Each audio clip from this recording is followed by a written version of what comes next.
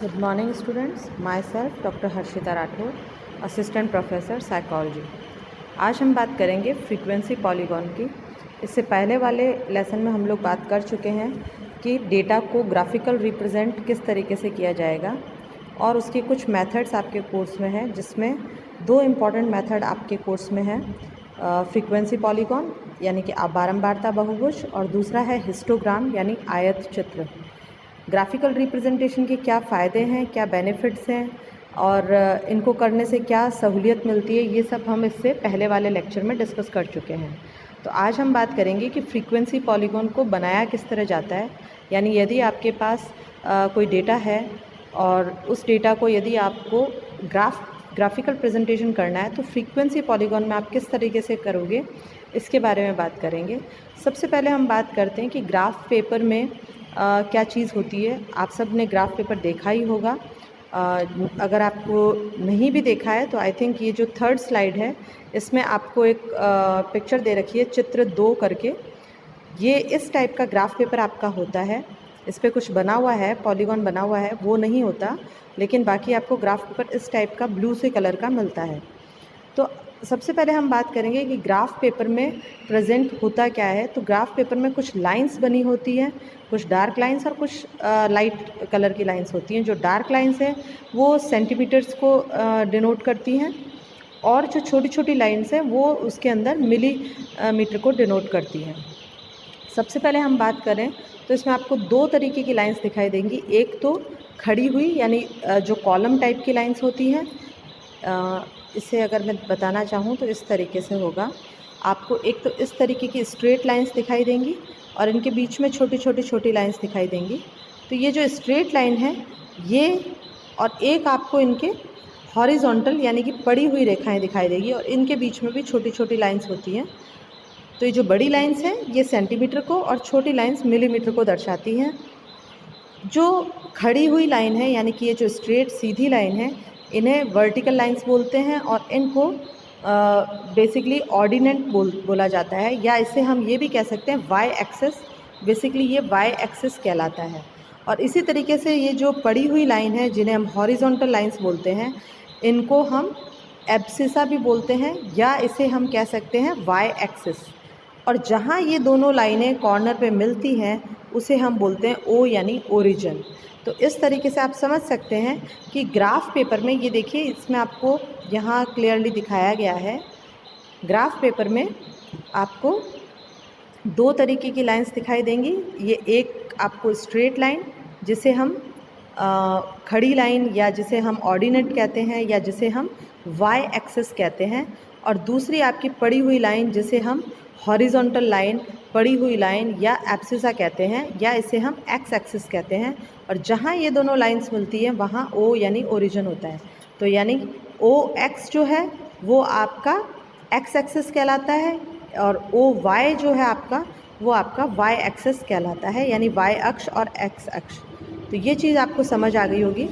अब हम बात करते हैं कि जब आपके पास कोई भी डेटा है तो उसमें आप किस तरीके से ग्राफ बनाएंगे। तो यहाँ देखिए आपको दिखाई दे रहा होगा एक टेबल सी बनी हुई है जिसमें वर्गांतर और फ्रीक्वेंसी यानी कि क्लास इंटरवल और बारंबारता यानी फ्रीक्वेंसी आपको दे रखी है। तो ये दो चीज़ें आपको क्वेश्चन में ही दी जाती है, यानी कि वर्गांतर और बारंबारता ये क्वेश्चन में दी जाएगी। आपको जो फाइंड आउट करना है दैट इज़ मिड पॉइंट। इससे पहले वाले लेक्चर्स में हम डिस्कस कर चुके हैं मिड पॉइंट का फॉर्मूला क्या होता है और किस तरीके से मिड पॉइंट निकाला जाता है। तो आप देखिए हर क्लास इंटरवल का आप यहाँ पे मिड पॉइंट निकाल लेंगे। फिर से अगर मैं फॉर्मूला बताऊँ तो exact lower limit plus exact upper limit upon 2, ये आपके मिड पॉइंट का फॉर्मूला होता है। एग्जैक्ट लोअर लिमिट और अपर लिमिट की हम बात कर चुके हैं। कोई भी नंबर में यदि आप 0.5 माइनस कर देंगे तो वो उसकी एग्जैक्ट लोअर लिमिट आ जाएगी, और किसी भी नंबर में जब आप 0.5 प्लस कर देंगे तो वो उसकी एग्जैक्ट अपर लिमिट आ जाएगी। तो मिड पॉइंट का ये फॉर्मूले से आप सभी क्लास इंटरवल का मिड पॉइंट निकाल लेते हैं। देखिए यहाँ पे आपको नज़र आ रहा होगा प्रत्येक क्लास इंटरवल का मिड पॉइंट निकाल दिया गया है। तो ये आपको सबसे पहले करना होता है। इसके बाद बात आती है कि हम ग्राफ में इसे कैसे डिनोट करेंगे। तो आप देखिए सपोज़ ये आपका ग्राफ पेपर है, तो इसमें आपको ओ एक्स एक्सेस आपका ये हो जाएगा और ओ वाई आपका ये हो जाएगा। यहाँ सभी पे हमेशा आपको ध्यान रखना है कि ओ एक्स एक्सिस पे हमेशा मिड पॉइंट ही डिनोट किया जाएगा और ओ वाई पे हमेशा फ्रीक्वेंसी डिनोट की जाएगी। यानी जो आवृत्ति है वो सदैव ओ वाई एक्सिस पे होती है और मिड पॉइंट जो है वो हमेशा ही ओ एक्स एक्सिस पे होता है, यानी कि एक्स अक्ष पे आप शो करेंगे। अब इम्पॉर्टेंट चीज़ जो है सबसे पहले कि आपको जब भी फ्रीक्वेंसी ये हम बनाते हैं पॉलीगॉन, तो उसमें आपको एक एक वर्गांतर ऊपर और नीचे एक्स्ट्रा ले लेना होता है। देखिए जैसे अगर मैं यहाँ बताऊँ तो आप यहाँ पे जैसे 30 से 34 है तो आप यहाँ पे 25 से 29 का एक क्लास इंटरवल नीचे एक्स्ट्रा ले लेंगे और इसी तरीके से आप 85 से और आपका 89 तक का एक क्लास इंटरवल ऊपर ले लेंगे और इनकी फ्रीक्वेंसी आप ज़ीरो रखेंगे क्योंकि इनकी कोई फ्रीक्वेंसी है नहीं, हमने सिर्फ क्लास इंटरवल लिया है। ये इसलिए लिया जाता है ताकि आपका जो ग्राफ है वो बेस पे टच हो जाए। यदि हम ज़ीरो फ्रीक्वेंसी नहीं लेंगे तो देखिए यहाँ 2 से स्टार्ट हो रहा है और यहाँ 1 से, यानी आपका ये जो ग्राफ बनेगा ये देखिए जो आपका ग्राफ है वो हवा में लटका हुआ। यदि मैं यहाँ 2 से स्टार्ट करूँ और यहाँ 1 तक करूँ तो ये बस ये इतना ही ग्राफ बनेगा और ये हवा में लटका हुआ सा फील होगा। तो इसके हटाने के लिए हम ये करते हैं कि नीचे एक एक क्लास इंटरवल एक्स्ट्रा ले लेते हैं जिसकी फ्रीक्वेंसी हम ज़ीरो करते हैं। तो सबसे पहले जो आपको काम करना है वो आपको 2 क्लास इंटरवल, एक ऊपर और एक नीचे वर्गांतर एक्स्ट्रा ले लेने हैं जिनकी फ्रीक्वेंसी आपको ज़ीरो कर देनी है। उसके बाद आप ग्राफ पेपर पे देखिए इस तरीके से आपके पास ओ एक्स और ओ वाई एक्सेस होंगे। तो आप सबसे पहले जो मिड पॉइंट निकाले हैं उनको आप एक एक करके इस पर लिख देंगे। जैसा कि मैंने बताया ओ एक्स एक्सिस पे क्योंकि आपको मिड पॉइंट लेना है तो देखिए आपका पहला मिड पॉइंट 32, फिर 37, 42, ये आपको जो ऊपर मिड पॉइंट दे रखे हैं वो सारे आपने लिख लिए हैं। ध्यान रखने वाली बात यह है कि ज़ीरो या ओ जो इसे बोलेंगे इसके बाद जो पहला क्लास इंटरवल है उसके आगे आप इस तरीके से 2 कॉलन बना देंगे, डबल कॉलन जिसे कहते हैं। इसका तात्पर्य ये होता है कि आगे आप ज़ीरो से पहले आप 32 खाने खाली तो नहीं छोड़ सकते, तो आप उनको, क्योंकि आप ज़ीरो से पहले कुछ भी नहीं ले रहे हैं इसलिए आप ये डबल लाइन लगा देंगे, जिससे का मतलब है कि इसी से आप स्टार्ट कर रहे हैं, इससे पहले हमारे पास कोई भी फ्रीक्वेंसी नहीं है या इससे पहले हमारा ग्राफ नहीं है। और उसके बाद जहाँ तक बारंबारता का बात है तो आपके पास जितनी बारंबारता है, सपोज़ आपके पास 10 तक है तो आप 1 2 3 4 ले सकते हैं। यदि आपके पास 20 बारंबारता है तो आप यहाँ पे 2 4 6 8 इस तरह 2 के गैप में भी ले सकते हैं। और ज़्यादा यदि आपके पास 50 तक की है तो आप 5 10 15 20 इस तरीके से भी ले सकते हैं। 5 10 15 20 इस तरीके से भी आप ले सकते हैं। तो कहने का मतलब ये है, एक फॉर्मूला यहाँ काम करता है जनरली कि आपका जो ग्राफ पेपर इस तरीके से है, ये थोड़ा सा टेढ़ा बना दिया मैंने, तो सॉरी इसको फिर से बना लेते हैं। ये जो आपका ग्राफ पेपर है इस तरीके से जनरली आपका ग्राफ जो है वो ऊंचाई जो आपकी है वो आपके नीचे वाले बेस का 75% होना चाहिए, है ना।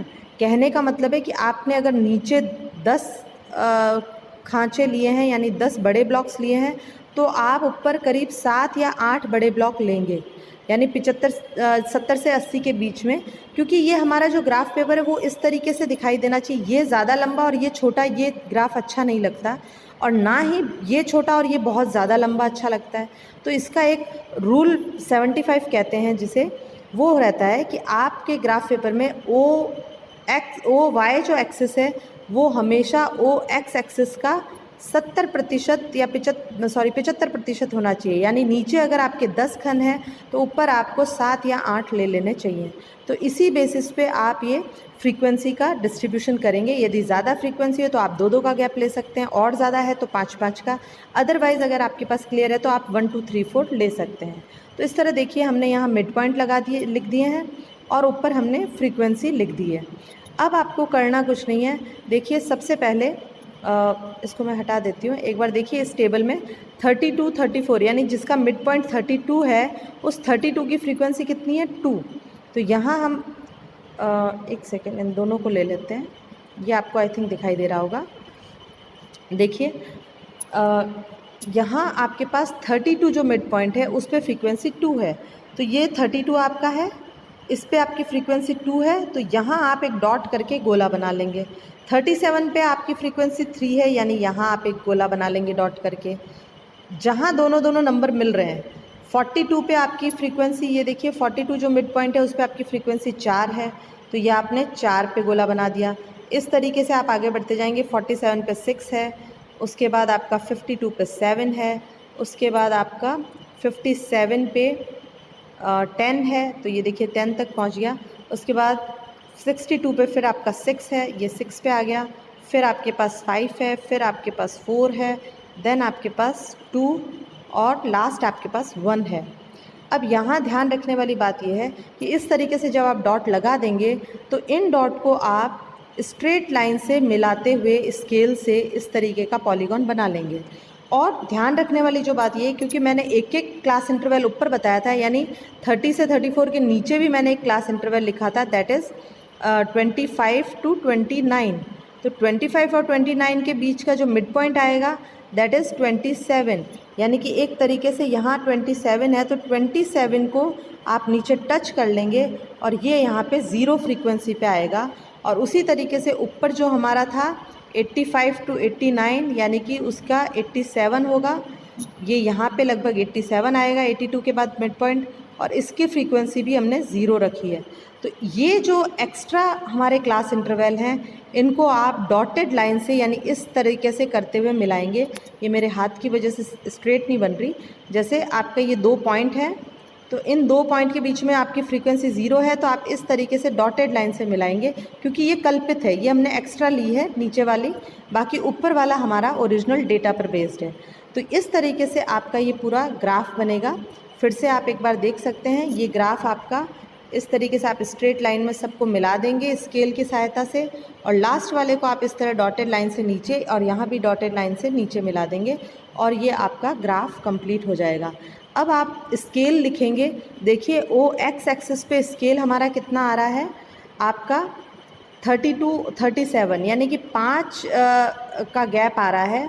5 मिड पॉइंट आ रहे हैं किसके बीच में, आपके एक जो छोटा वर्ग है, यानी कि 32 से 37, 32, 33, 34, 35, 36, 37, एक आप आगे पीछे नंबर हटा देंगे तो 5 का गैप आ रहा है। तो आप यहाँ लिख सकते हैं O X is equals to 5 mid point equals to 1 centimetre, या आप इसको इस तरीके से लिखेंगे। एक सेकेंड, आपका जो लिखने का तरीका होगा that is O X equals to 1 centimetre equals to 5 mid point. देखिए ये यहाँ पे छोटे वर्ग को लेते हुए दिया है, आप बड़े वर्ग के अनुसार कीजिए। दो ये जो बड़े वर्ग हैं यानी जो गहरी लाइनें हैं इनके बीच में 5 आपके ये मिड पॉइंट आ रहे हैं। आप फिर से देखिए, यहाँ मैं बताऊँ, ये 32 है और ये 37 है, दोनों के बीच में कितना गैप है 33, 34, 35, 36 और 37, यानी 5 का गैप है। यानी कि 1 सेंटीमीटर जो आपका है, मैंने बताया आपको बड़ी लाइनें सेंटीमीटर्स को डिनोट करती हैं, तो O X is equals to 1 centimetre equals to, ये छोटे वर्ग बड़े वर्ग आप रहने दीजिए, डायरेक्ट आप 1 सेंटीमीटर लिखिए। 1 सेंटीमीटर में हमारे 5 मिड पॉइंट आ रहे हैं। इसी तरीके से आप ओ वाई का लिखेंगे तो O Y is equals to 1 centimetre equals to 1 frequency. देखिए यहाँ पे एक एक फ्रीक्वेंसी ही आ रही है, एक के बाद 2, 2 के बाद 3, फिर 4, यानी कि ओ वाई पे हमारा 1 सेंटीमीटर जो है वो 1 फ्रीक्वेंसी के बराबर है। तो इस तरीके से आप अपना स्केल लिख देंगे कि आपने क्या स्केल लिया है। और आई थिंक ये इतना करने के बाद आपका ये जो ग्राफ है वो कंप्लीट हो जाता है, और आप इसको इसके जो मेन पॉइंट्स हैं यानी कि जो आपने स्टेप्स काम में लिए हैं, एग्ज़ाम में आपको वो स्टेप्स भी लिखने होते हैं कि आपने सबसे पहले मिड पॉइंट ज्ञात किया, मिड पॉइंट ज्ञात करने के बाद आपने ग्राफ पेपर के ऊपर ओ एक्स और ओ वाई एक्सिस लिए, देन आपने ओ एक्स एक्सिस पे मध्य बिंदु लिए, जो मिड पॉइंट आपने निकाले थे वो आपने एक एक सेंटीमीटर पे 5-5 मिड पॉइंट का गैप लेते हुए लिखा। देन आपने ओ वाई पे बारंबारता ली जो एक एक का गैप रखते हुए लिखी। फिर आपने जहाँ दोनों के पॉइंट्स मिल रहे थे उनको आपस में मिलाते हुए आपने एक बहुभुज का निर्माण किया। इस तरीके से ये पॉइंट्स आपको लिखने होते हैं, बुक में भी आपके दे रखे हैं, और इस तरीके से आप अपना ये क्या कहते हैं ग्राफ का जो सीक्वेंस है वो बनाएंगे। रूल 75 मैं आपको बता चुकी हूँ कि आपके जितने भी जितने भी आपके ओ एक्स एक्सिस पे बॉक्स होंगे, जितने आपने लिए हैं उसका 75% आप ऊपर लेंगे। यानी अगर आपने नीचे 10 बॉक्स लिए हैं तो 10 का 75% आप निकाल सकते हो। ये देखिए आपने ये किया तो 7.5 आ रहा है, यानी वही मैंने बताया, या तो 7 या 8 ले लीजिए। 7.5 आधा ब्लॉक तो हम लेंगे नहीं। इसी तरीके से आप कितने भी नीचे अगर आपके 12 आ रहे हैं ब्लॉक्स तो 12 का आप 75% करिए, उतने ब्लॉक्स आपको ओ वाई पे लेने होंगे।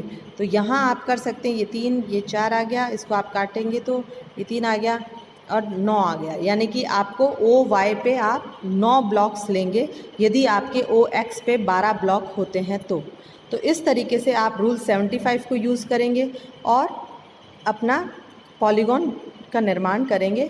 ये कंप्लीट आपको इसी में जो पॉइंट्स बताए हैं वो आपको एग्ज़ाम में भी लिखने होते हैं और आपको ग्राफ पेपर दिया जाता है, उस पर आपको ग्राफ बनाना होता है।